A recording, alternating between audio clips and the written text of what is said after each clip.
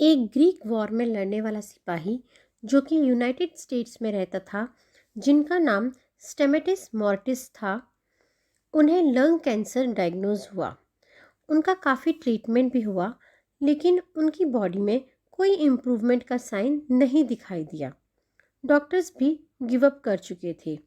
According to doctor, वे सिर्फ 9 months survive कर सकते थे, उससे ज़्यादा नहीं। मॉरिटिस को भी होप नहीं थी, तो उन्होंने फर्दर ट्रीटमेंट पर मनी स्पेंड करने के बजाय जितने भी दिन उनके पास थे उसे अच्छी तरह जीने का डिसीजन लिया।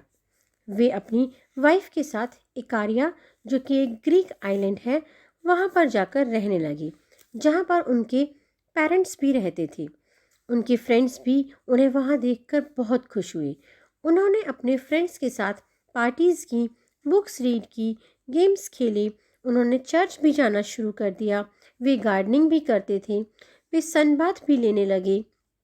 समुद्र के पास नमकीन हवाओं को वो एंजॉय करने लगे और उनके चारों तरफ लव एंड अफेक्शन था। जैसे ही कुछ दिन पास हुए, मॉर्टिस को रियलाइज़ हुआ कि ये बदलाव अच्छा काम कर रहा है। वे अपने घर के पास एक बगीचे में काम करने लगे। एक छोटी सी जॉब उन्होंने करना शुरू किया और इवनिंग में अपने फ्रेंड्स एंड फैमिली के साथ एंजॉय करने लगी। समय बीतता गया, लेकिन मॉर्टिस ने कितने दिन पास हुए ऐसा कोई रिकॉर्ड नहीं रखा था और वे अपनी लाइफ को पूरी तरह एंजॉय कर रहे थे। वे पीस, साइलेंस, ट्रैंक्विलिटी और लव को अपने चारों ओर पूरी तरह एंजॉय कर रहे थे। दिन बीतते गए और महीने और साल बीत गए। 9 मंथ्स डेडलाइन तो कब की बीत चुकी थी और सभी उसको भूल चुके थे। 25 साल के बाद मॉर्टिस ने डिसाइड किया, मैं उन डॉक्टर्स को जाकर मिलता हूँ जिन्होंने कहा था कि वे 9 मंथ से ज़्यादा सरवाइव नहीं कर पाएंगे। लेकिन ये क्या, वो डॉक्टर्स दुनिया छोड़कर जा चुके थे। मॉर्टिस 102 साल की उम्र तक जिए। उन्होंने अपनी आखिरी सांस इकारिया में ली। अब सवाल ये उठता है कि क्या हुआ था इकारिया में? क्या ये कोई मिरेकल था? यस, ये एक मिरेकल था जो कि शुरू हुआ जब मॉर्टिस के आसपास वे लोग थे जिन्होंने उन्हें प्यार दिया, केयर दी। उनकी फैमिली और फ्रेंड्स ने उन्हें बहुत प्यार दिया। मॉर्टिस शायद सरवाइव नहीं कर पाते। उनके आसपास की पॉजिटिव वाइब्स ने इम्पॉसिबल को पॉसिबल में बदल दिया। Now let us understand how does love work. जब एक इंसान किसी के साथ प्यार में होता है तो बॉडी में एक केमिकल रिएक्शन होता है, और जब कोई पागलपन की हद तक प्यार में होता है तो उसे कोई स्ट्रेस, कोई पेन फील नहीं होता। उसे सिर्फ जॉय एंड डिलाइटफुलनेस की फीलिंग आती है। जब दो लोग एक दूसरे के साथ प्यार में होते हैं तो आप लोगों ने देखा होगा कि ये पेयर्स एक दूसरे को कॉम्प्लीमेंट करते हैं, एक दूसरे की मिमिक्री भी करते हैं। रिसर्चर्स कहते हैं कि उन दोनों की हार्ट बीट भी एक दूसरे से सिंक्रोनाइज करती है। और इतना ही नहीं, एक पर्सन दूसरे पर्सन की वॉइस पिच को भी अनजाने में पिक कर लेता है और उन शब्दों का यूज़ करता है जो दूसरा पर्सन यूज़ करता है, और इस तरह से वे लव, केयर, अफेक्शन को कम्युनिकेट करते हैं। जब दो लोग प्यार में होते हैं तो आंखें भी बातें करती हैं। क्या प्यार, लव, केयर नर्वस सिस्टम को अफेक्ट करता है?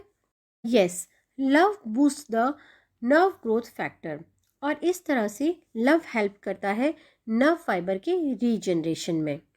प्यार से एक व्यक्ति फूलों की तरह खिल उठता है।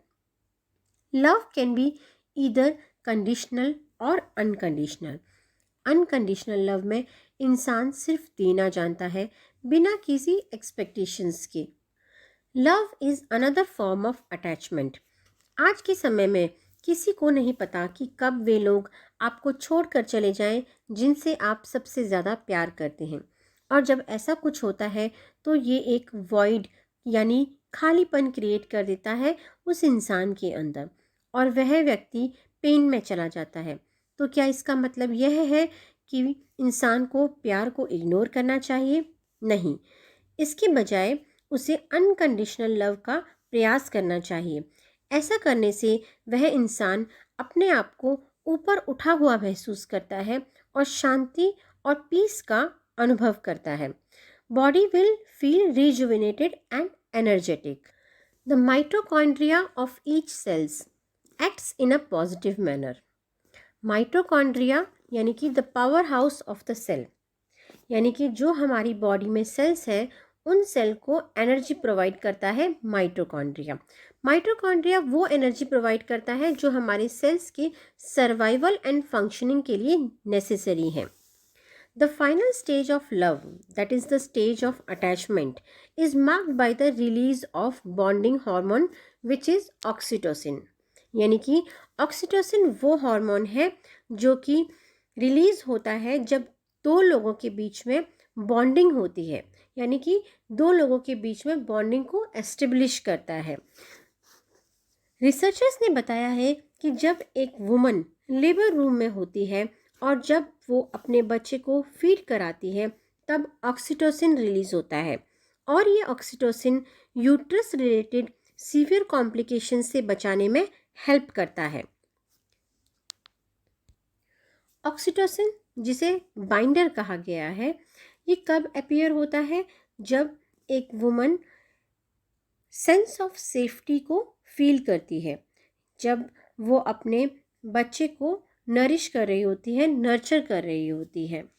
सिमिलरली मेल में टेस्टोस्टेरोन रिलीज होता है जब वो कोई अर्जेंट वर्क पूरा करता है, जब वो सेक्रीफाइस की फीलिंग को फील करता है या फिर वो कोई प्रॉब्लम को सॉल्व कर रहा होता है। दोनों के केस में high level of oxytocin and testosterone release होता है जो कि स्ट्रेस रिड्यूस करने में हेल्प करता है। लेकिन क्या आपको पता है कि women are easily calmed than man? Male body को फीमेल ऑक्सीटोसिन से 30 टाइम्स ज़्यादा टेस्टोस्टेरोन की ज़रूरत होती है similar type of stress level को हैंडल करने के लिए। ऑक्सीटोसिन एंड टेस्टोस्टेरोन एक रिलेशन में मैजिक का काम करते हैं। ये वो हॉर्मोन्स हैं जो दोनों को एक हेल्दी रिलेशनशिप में बांधते हैं। Oxytocin, testosterone, cortisol, oestrogen, progesterone, ये सभी ओरिजिनेट होते हैं एक मदर हार्मोन से जिसे DHEA कहते हैं। DHEA प्रोड्यूस होता है एड्रेनल ग्लैंड से। जब किसी को स्ट्रेस ज़्यादा होता है तो DHEA कॉर्टिसोल प्रोड्यूस करता है, और ये कॉर्टिसोल, जिसे स्ट्रेस हार्मोन कहा जाता है, टेस्टोस्टेरोन एंड एस्ट्रोजन के प्रोडक्शन को बहुत कम कर देता है। और ये टेस्टोस्टेरोन एंड एस्ट्रोजन, जिन्हें फीलिंग गुड हार्मोन कहा जाता है, इनकी कमी की वजह से एक व्यक्ति का उसके पार्टनर में इंटरेस्ट कम हो जाता है और इसी वजह से उनकी बॉन्डिंग कम हो जाती है। जब आप हंसते हैं, खुश होते हैं तो एंडोर्फिन्स रिलीज होते हैं। एंडोर्फिन्स में एक कामिंग इफेक्ट होता है जो एंजाइटी को कम करता है, स्ट्रेस को रिड्यूस करता है, पेन रिलीव करता है। एंडोर्फिन्स एक comfort and feeling of bonding create करता है। ग्रेलिन, जिसे हंगर हार्मोन कहा जाता है, ये एक ऐसा हार्मोन है जो स्ट्रेस रिड्यूस करने में हेल्प करता है। इसीलिए तो लोग कहते हैं कि गुस्से में लोग ज़्यादा खाते हैं और वेट भी बढ़ाते हैं। अब बात करते हैं लव क्या वंडर कर सकता है। जब कोई किसी को हग करता है तो सेरोटोनिन एंड ऑक्सीटोसिन बहुत ज़्यादा रिलीज़ होता है, और ये दोनों हार्मोन आपको काम रखते हैं, आपके माइंड को रेस्ट देते हैं। एंजाइटी इन दोनों हार्मोन्स को फोर्सफुली एग्जिट करवा देती है। जब आपके आसपास कोई लो फील कर रहा है या फिर स्ट्रेस में हो तो उसे हग करिए और चेंज देखिए। हग उस इंसान को कॉन्फिडेंट बनाता है और एक अच्छी फीलिंग भी देता है। ये दो लोगों के बीच के बॉन्ड को और भी मजबूत करता है और माइंड के गेट को भी खोलता है। यह दो लोगों के बीच में सेंस ऑफ ट्रस्ट डेवलप करता है। हग पेन को कम करता है। जो पेन अब तक असहनीय लग रहा था वो हग के बाद कम हो जाता है। माँ का हग बच्चे की इम्यूनिटी को बूस्ट करता है और उसके साथ ही माँ का ब्लड प्रेशर भी कंट्रोल में रहता है। यह दोनों तरह से बेनिफिट देता है। एक सच्ची प्यार भरी किस एक बूस्टर का काम करती है। यह बच्चे के मन में sense of confidence, sense of self esteem पैदा करती है। बच्चों के ही नहीं, बड़ों के भी। एक किस में इतनी पावर है कि इससे serotonin and oxytocin peptides release होते हैं और वह व्यक्ति बर्डन फ्री, शांति और पीसफुलनेस को एंजॉय करता है। अमेजिंग फैक्ट आप लोगों को बताती हूँ। एक वेल मीनिंग किस वैसोडाइलेशन क्रिएट करता है। वैसोडाइलेशन क्या होता है? वैसोडाइलेशन एक ऐसा मैकेनिज्म है जो बॉडी के डिफरेंट एरियाज में ब्लड फ्लो को इम्प्रूव करता है, जहाँ पर ऑक्सीजन और न्यूट्रिएंट्स नहीं पहुँच पाते हैं, और इसकी वजह से ब्लड प्रेशर रिड्यूस होता है। तो एक किस से ब्लड प्रेशर लेवल कम होता है, सिर में दर्द ठीक होता है और बॉडी में पेन को भी रिलीफ मिलता है। जुड़े रहिएगा मेरे साथ। मेरी नेक्स्ट वीडियो में लेकर आऊँगी जल्दी ही। Thank you so much.